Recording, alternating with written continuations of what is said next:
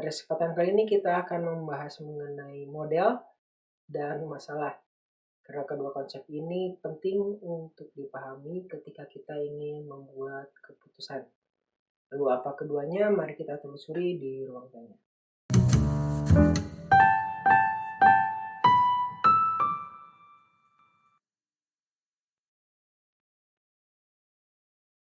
Assalamualaikum warahmatullahi wabarakatuh. Langsung kita lihat pembahasannya mengenai masalah terlebih dahulu.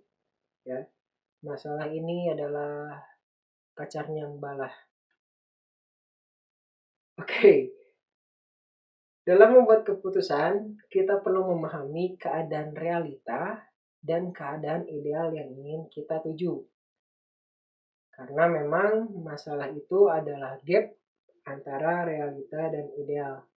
Jadi keduanya kita harus pahami dengan baik.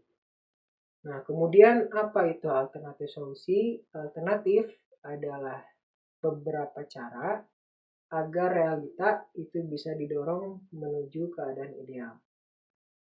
Pertanyaannya, bisa nggak keadaan ideal dibalik menuju realita? Bisa, istilahnya namanya kompromi. Nah, masalahnya tidak semua data atau informasi relevan dengan pemahaman keadaan, realita, dan ideal. Jadi, konsep big data ya, data itu banyak, tapi nggak semuanya relevan dengan keadaan dan ideal kita. Gitu. Apa? Di sisi lain, data informasi yang relevan bisa jadi kita lewatkan.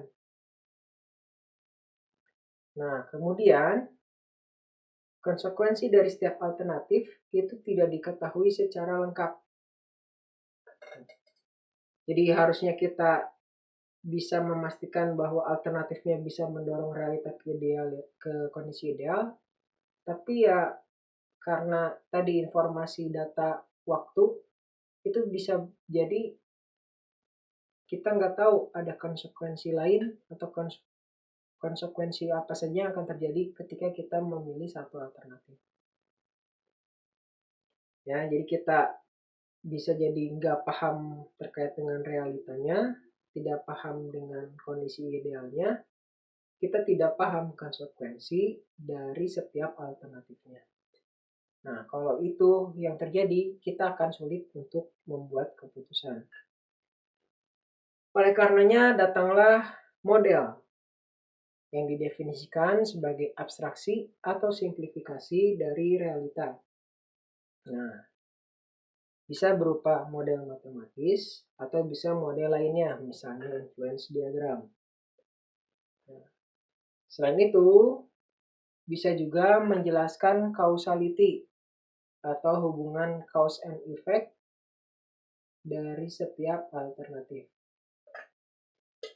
Nah, ini model sudah sering kita bahas ya di mata kuliah lain, apalagi engineering. Kita biasanya menggunakan model untuk menyederhanakan realita. Nah, jadi model itu bisa membantu kita memahami realita dan mungkin memahami ideal. Selain itu, model juga bisa menjelaskan causality atau cause and effect atau konsekuensi dari setiap alternatif.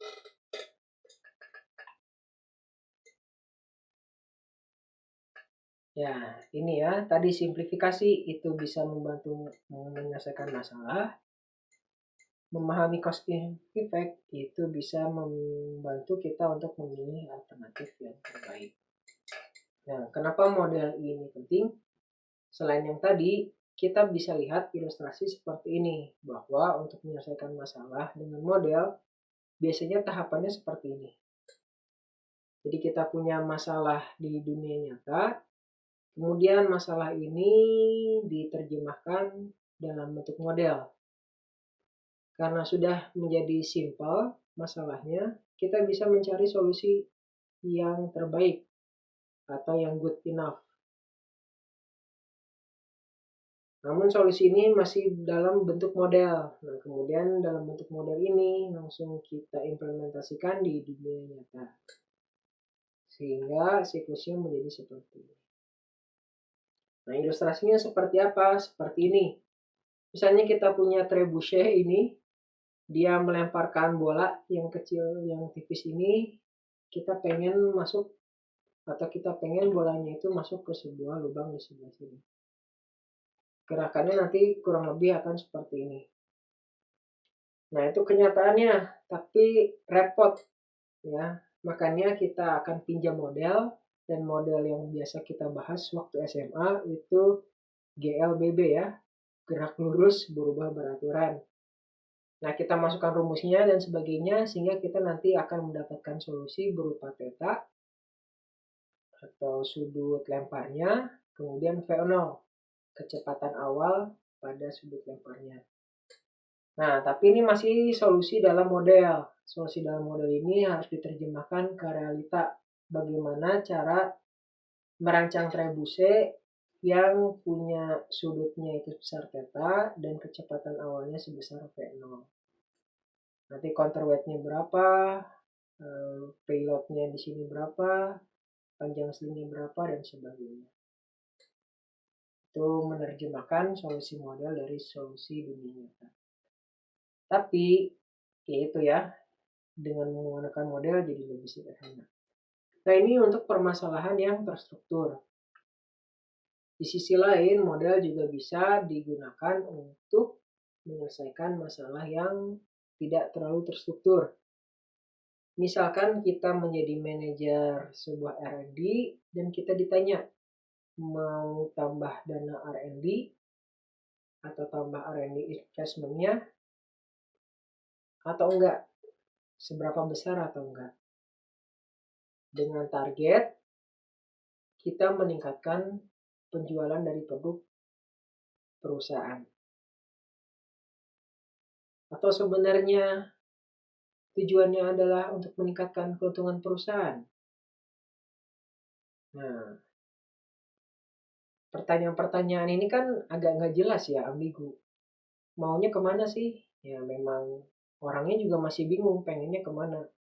Orangnya pun masih bingung masalah yang dihadapin apa sih. Jadi itu masalah yang pertama ya. Dia bingung masalah yang dihadapinya apa. Nah, untuk itu kita bisa menggunakan model ya untuk memahami masalah tersebut. Di sini kita menggunakan influence diagram.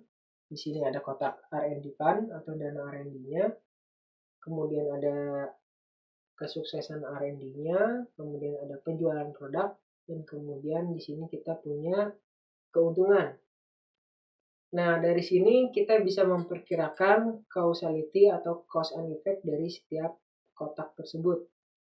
Kita asumsikan bahwa semakin besar dana R&D-nya, maka semakin besar probabilitas kesuksesannya.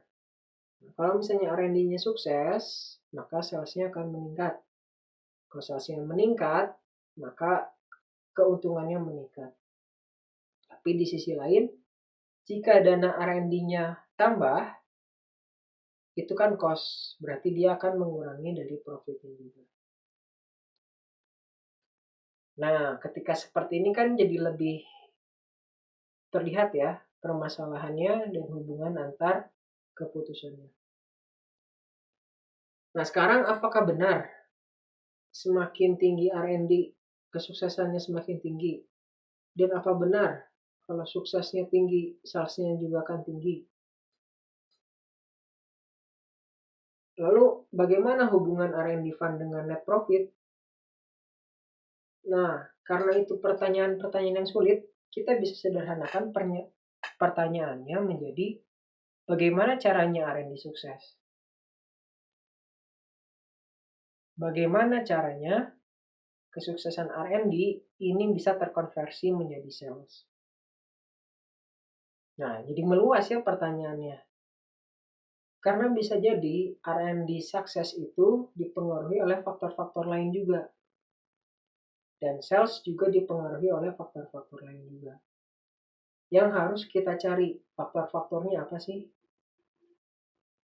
Karena jika seperti ini, kita bisa jadi R&D fund-nya tetap, tapi R&D suksesnya meningkat gara-gara ada faktor yang sudah kita ketahui dan kita putuskan untuk ditingkatkan. Begitu juga dengan sales. Sehingga R&D fund-nya tetap, tapi net profit-nya meningkat. Jadi tereksplor ya, masalahnya jadi tereksplor, jadi ada masalah baru gitu ya, pertanyaan baru. Dengan pertanyaan baru tersebut, kita bisa mengenerate alternatif baru juga. Gitu, sehingga nanti alternatif solusinya semakin banyak. Jika semakin banyak, kemungkinan besar alternatif terbaiknya terpilih, ya semakin besar juga.